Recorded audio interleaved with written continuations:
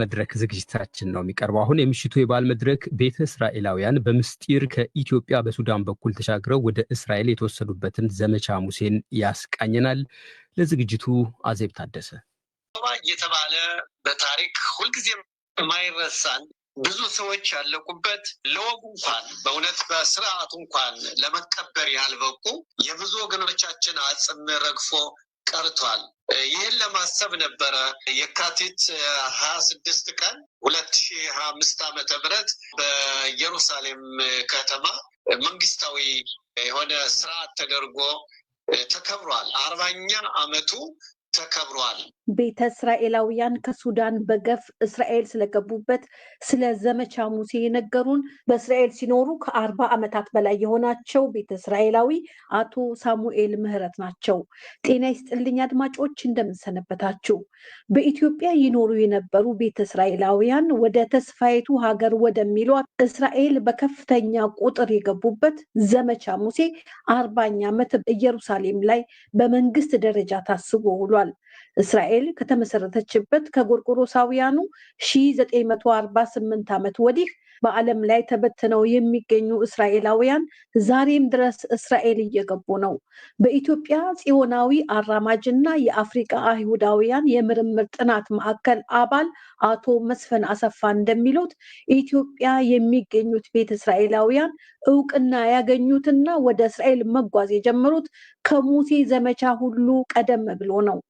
ባለፈው የወር ላይ የእስራኤል የመጀመሪያው ዙር በኦፕሬሽን ሙሴ የገቡበት 40ኛ ዓመት እየተከበረ ነው። እንግዲህ የኢትዮጵያ ቤተ እስራኤሎች ጉዳይ ትንሽ ወደኋላ 100 ዓመት እንደዚህ የሚወስድ ነገር ነው እና ጀምስ ብሩስ የሚባል በ1969 አካባቢ ኢትዮጵያ መጥቶ ነበር እና ሁሉም የዓለም ሰዎች የሚያውቁት ጀምስ ብሩስ የአባይ ምንጭ እንዳገኘ እና ቤተ እስራኤሎችን እንዳገኘ ነው የሚወራው እና ጀምስ ብሩስ ግን በዚህኛው ታሪክ ሳይሆን ጀምስ ብሩስ በዓለም ላይ ቴምፕላርሶች የሚባሉ አሉ። የዛ ቡድን አባል ነበር። ዓላማው ምንድነው? ታቦቱን የሚፈልግና ከቤተ መቅደሱ የጠፉ ውድ ዕቃዎችን የሚፈልግ ቡድን አባል የነበረ ነው። ከዚያ በ1855 እንደ አውሮፓውያን አቆጣጠር ዳንኤል ቤን አምባዬ የተባለ ወጣት እዚህ ኢትዮጵያ ውስጥ ከክርስቲያኑ መንግስት ጋር ቤተ እስራኤሎች ረጅም ዓመት ከተዋጉ በኋላ ተሸንፈው ስለነበረ ወደ እስራኤል ሄዶ እስራኤል የሚገኙ ራባዮች፣ ያኔ ኢየሩሳሌም ዙሪያ የነበሩ ራባዮች፣ እስራኤል ሀገር እንደ ሀገር የለችም፣ ግን እዚህ አካባቢ ከነበሩ ህዝቦች ጋር ስለ ኢትዮጵያ በእስራኤሎች መረጃ ሰጥቶ ነበር።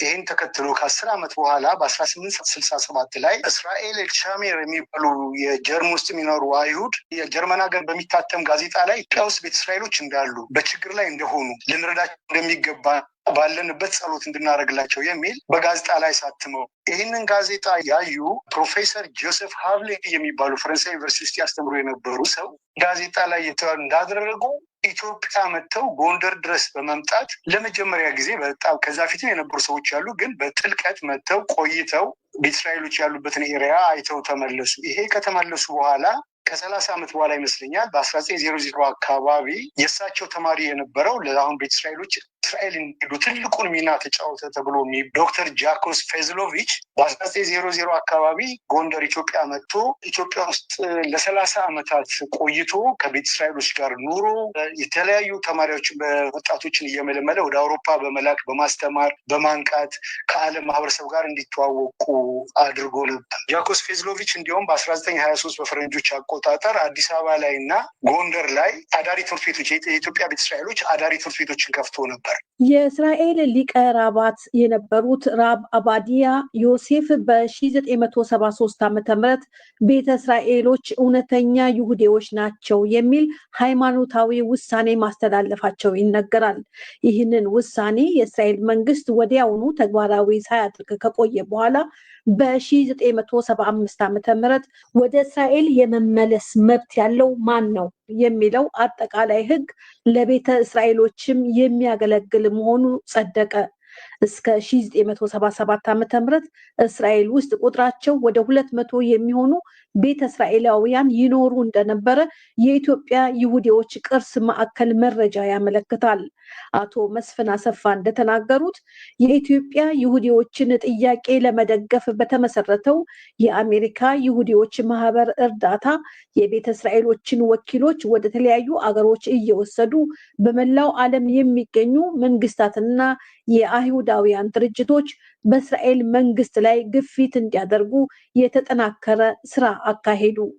ከዚያም ነው ምናሄም ቤጊን የእስራኤል ጠቅላይ ሚኒስትር ሆነው ሲመረጡ የመጀመሪያው ሙከራ በጎርጎሮሳውያኑ 1977 ቁጥራቸው 200 የሚሆኑ ቤተ እስራኤሎች የቤተሰብ ውህደት በሚል ውል እንዲመጡ ከስምምነት ተደርሶ እስራኤል የገቡት።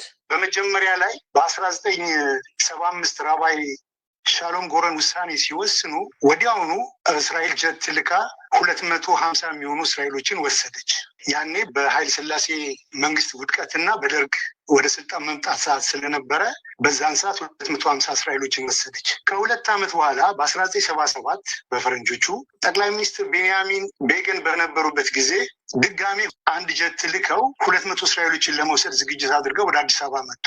አዲስ አበባ ሲመጡ በወቅቱ መንግስቱ ኃይለማርያም መንግስቱን አስተካክሎ ስለነበረ በእስራኤል የሚባል ህዝብ የለንም፣ ኢትዮጵያውያን ናቸው። ስለዚህ ማንም የኢትዮጵያ ዜጋ ወደ እስራኤል እንዲሄድ ፈቃድ አልሰጥም ብሎ ከለከላቸው። ስለዚህ ጀቷ ባዶዋን ወደ እስራኤል ተመለሰች። ጀቷ ወደ እስራኤል ከተመለሰችበት ቀን ጀምሮ እስራኤል እንዴት ህዝቦቿን ማውጣት እንዳለባት ከዚያን ጊዜ ጀምረው ስራ ጀመሩ። ከ10 ዓመት ዝግጅት በኋላ ይመስለኛል በፈረንጆቹ 1985 ካቲትና መጋቢት ወራት ላይ ኦፕሬሽን ሙሶ ተካሂዶ ከኢትዮጵያ፣ ከግብፅ፣ ከሱዳን መንግስታት እውቅና ውጪ ታላቁ በዓለም ላይ ሞሳድ ከሰራቸው ታላቁ ኦፕሬሽኖች ውስጥ እየተጠቀሰ ያለውን ትልቁን ኦፕሬሽን አካሄደው ወደ 8,000 የሚጠጉ ቤተ እስራኤላውያን ወደ እስራኤል እንዲገቡ ተደርገዋል። ቤተ እስራኤላውያን በትልቁ የሙሴ ዘመቻ እስራኤል ከመግባታቸው በፊት ትምህርታቸውን እንዳጠናቀቁ 32 ወጣቶች ሆነው በሱዳን በኩል እስራኤል የገቡት አቶ ሳሙኤል ምህረት ናቸው። የመጀመሪያ እንደሆን ያው በመጽሐፍ የምገልጨዋለሁ እንደ ኢትዮጵያ አቆጣጠር በ1972 ዓመተ ምህረት ያው ሐምሌ ነው፣ የክረምት ወቅት ነበረ። ትምህርት ጨርሰናል እና ስራ የማግኘቱ እድልም በጣም የመነመነ ነበረ እና ወደ ሱዳን ጉዞ እንዳለ በተለያዩ ምንጮች ሰማን። ከዛ 32 ወጣቶች ሁነን መንገድ መሪም ተዘጋጀልን። ያው እንግዲህ ወደ 10 ቀን የፈጀ ጉዞ ያው ሱዳን ለመግባት በቅተናል። እኛ እንኳ ብዙ አልቆየንም። እኛ ስል ወጣቶች ሱዳን ከ3 ወር የበለጠ አልቆየንም። ወደ አሰብነው ወደ ኢየሩሳሌም ልንገባ ችለናል። ያው እኛ ከመጣን በኋላ በተለያዩ የገጠር መንደሮች እንቅስቃሴው የተጀመረው በ76 ዓመተ ምህረት ነበረ። ያ ለብዙ ዘመናት በስደት ዓለም ሲኖሩ ኢየሩሳሌምን በጣም የሚገርመው ወይም ኢየሩሳሌም ጽዮን እየተባለች ነበረ እኛ ልጆቹ ነን የምንሰማው። ከህይወታቸው ልክ ከልባቸው አውታር ጋር እንደታሰረች አድርገው ነበር ዘወትር የሚያስቡት፣ ለእኛም የሚተረኩልን ማለት ነው። ስለዚህ ወደ ሱዳን የሚሄደው ጉዞ በአንዴው በየገጠሩ ስለተሰራጨ ምንም ዝግጅት ሳይደረግ ቀጥታ ያን መራራ ጉዞ ተያያዙት ማለት ነው። በተለይ የኛ አብዛኛው ማህበረሰባችን የወጣው በዛ መራራ ፀሐይ በበጋ ወቅት ስለሆነ አምራኮባ እየተባለ በታሪክ ሁልጊዜ የማይረሳን የኛ ወገኖቻችን በእሳት አለንጋ የተገረፉበት በጣም የሚያሳዝን ብዙ ሰዎች ያለቁበት ለወጉ እንኳን በእውነት በስርዓቱ እንኳን ለመቀበር ያልበቁ የብዙ ወገኖቻችን አጽም ረግፎ ቀርቷል። ይህን ለማሰብ ነበረ የካቲት 26 ቀን 2025 ዓመተ ምህረት ያው በኢየሩሳሌም ከተማ መንግስታዊ የሆነ ስርዓት ተደርጎ ተከብሯል። 40ኛ ዓመቱ ተከብሯል እና የወገኖቻችን አጽም በአምራኮባና በተለያዩ ቦታዎች በሱዳን መሬት ላይ ረግፈው ቀርተዋል።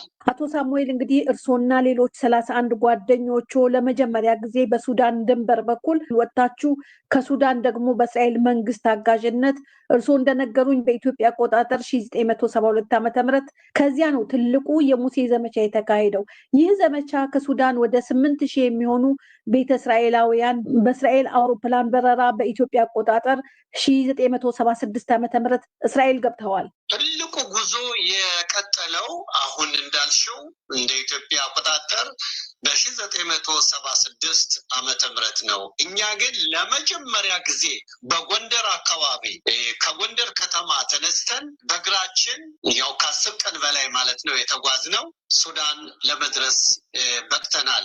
እንግዲህ ያኔ መጀመሪያው ነው። በሌላው በወገኖቻችን በሰሜን ኢትዮጵያ የነበሩ በትግራይ አካባቢ የነበሩ ከኛ ቀደም ብለው ገብተው ነበር። እንግዲህ ያው እንደ ኢትዮጵያ አቆጣጠር በ71 አካባቢ መስሎኛል እንግዲህ የገቡ እና ከኛ በፊት ነበሩ። ገዳሪፍ ስንደርስ በተለይ አግኝተናቸዋል። አቶ ሳሙኤል የሙሴ ዘመቻ ተቋርጦ እንደነበርና ዘመቻው አንድ ጊዜ ብቻ እንዳልተካሄደም ተናግረዋል። ዘመቻው የሙሴ ዘመቻ አንድ ጊዜ ብቻ አይደለም የተካሄደው፣ ተቋርጦም ነበር። በተለይ በሆነ የማጋለጥ ጉዳይም ነበረ። ከባለስልጣኖች መካከል ከእስራኤል ማለት ነው ኢትዮጵያ የሚኖሩ ቤተ እስራኤሎችን ወደ እስራኤል እያመጣን ነው የሚል ጋዜጣዊ መግለጫ ስለሰጡ መሆን አልነበረበትም። ጋዜጣዊ መግለጫ ይፋ ስለሆነ ሱዳን ሲካሄድ የነበረውን ኦፕሬሽን እንዲቋረጥ አድርጎታል።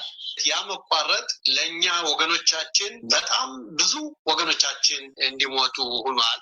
በእርግጥ አደጋ ላይ የጣለና ብዙ ጊዜ መቆየታችን ነው። ከዘመቻ ሙሴ በኋላ በርካታ ቤተ እስራኤላውያን እስራኤል ገብተዋል ያሉት በኢትዮጵያ የጽዮናዊ አራማጅ እና የአፍሪቃ የአይሁዳውያን የምርምር ጥናት ማዕከል አባል አቶ መስፍን አሰፋ ከአዲስ አበባ በ36 ሰዓታት በረራዎች ወደ 14,000 ቤተ እስራኤላውያን ከኢትዮጵያ የወጡበትን የሰለሞን ዘመቻንም አስታውሰዋል።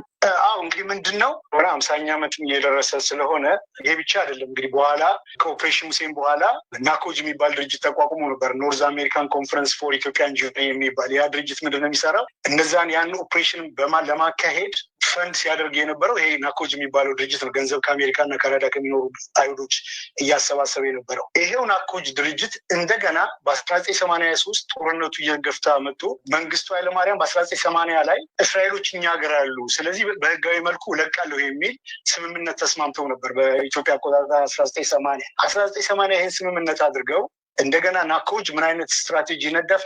አዲስ አበባ ላይ አምጥቶ ከዘመናዊ የከተማ ኗኗር ጋር ልምድ እንዲወስዱ አድርጎ ንቃተ ህሊናቸው ከአብዛኛው ከገጠር ኢትዮጵያ ክፍል የመጡ ስለሆነ ትንሽ ከተማም እንዲለምዱ ብሎ አዲስ አበባ ላይ ቤቶች ተከራይተው ቀስ እያሉ ለመውሰድ ፕላን አድርገው ከ1981 ጀምሮ ብዙ እስራኤሎች እየመጡ አዲስ አበባ ላይ መቀመጥ ጀምረው ነበር። በአጋጣሚ አሁንም ይሄው ጦርነት እየገፋ መጡ።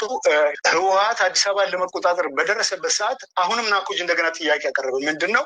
አሁን መንግስቱ ኃይለማርያም ሀገር ጥሎ ከሄደ ከባድ ጦርነት ስለሚኖር አሁንም አዲስ አበባ ላይ ያመጣናቸው ቤተ እስራኤሎች ለአደጋ ስለሚጋለጡብን አንድ አስቸኳይ ኦፕሬሽን ተካሂዶ በአስቸኳይ ህወሓት አዲስ አበባን ከመቆጣጠሩ በፊት ህዝቦቻችንን ማውጣት ያለብን የሚል ጫና መፍጠር ጀመሩ። ከዛ በፊት ከመንግስቱ ኃይለማርያም በህጋዊ መልኩ ለመውሰድ እንቅስቃሴ ውስጥ ገብተው ስለነበረ ዲል ስለነበራቸው መንግስቱ ኃይለማርያም አዲስ አበባን ከለቀቁ በኋላ በቅርብ የነበሩ ኃላፊዎች ጋር እየተነጋገሩ ባልተጠበቀ ሁኔታ በኢትዮጵያ አቆጣጠር ግንቦት 18 እና 19 ሌላ ሁለተኛው ኦፕሬሽን ሰሎሞን ኦፕሬሽን ተካሄደ። ይሄ በዚህ ሰሎሞን ኦፕሬሽን 36 ሰዓት በሚፈጅ በረራ 14,000 ቤተ እስራኤላውያንን ወደ እስራኤል ማስገባት ተችሏል። ስለዚህ ይህንን በማስታወስ አሁን እስራኤል ውስጥ በፖለቲካው፣ በውትድርና፣ በትምህርቱ፣ በጤናው በተለያየ በተለይ አዲሱ ትውልድ እየተሳካላቸውና ጥሩ አክቲቪቲ እያደረጉ ስለሆነ ባለፈው 40ኛ ዓመቱን ሁለት ነገር ነው። አንደኛ መንግስት ለኢትዮጵያ ቤተ እስራኤሎች እውቅና ማለት ከእውቅናው በተጨማሪ